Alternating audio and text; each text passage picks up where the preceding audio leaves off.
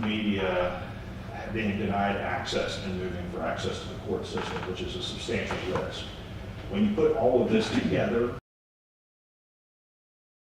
in order to promote community respect for the rule of law, to provide a check on the activities of judges and litigants, and to foster more accurate fact-finding, given the intense public scrutiny this has already received, justice needs to be done in the open. Visibility needs to be the key driving force here, but to the extent it intrudes upon any party's private financial information, any party's private health information, I think a protective order is appropriate.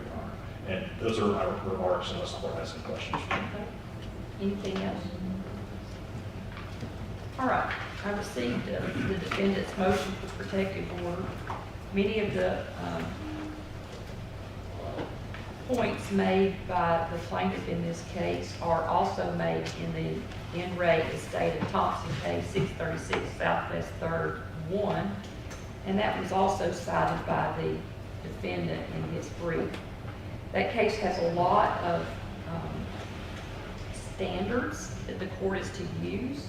There are various times that the court may or may not need to seal court records.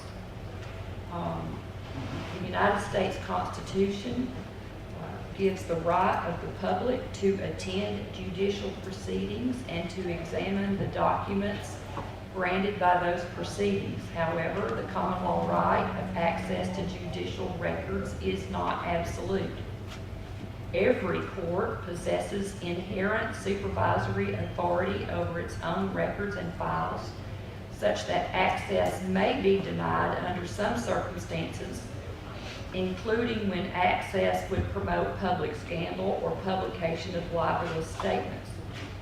In those situations, trial courts must balance the privacy of litigants against the public's right to access to the courts and their records.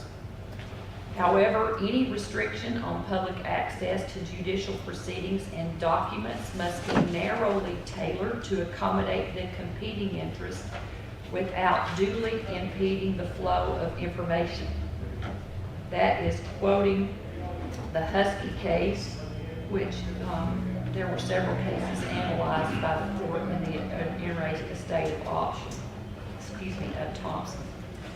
Protective orders are to strike a balance between public and private concerns, and there are differing standards.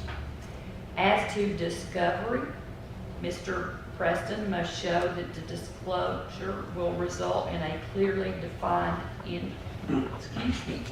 There has not been discovery in this case, so 26.03 doesn't apply.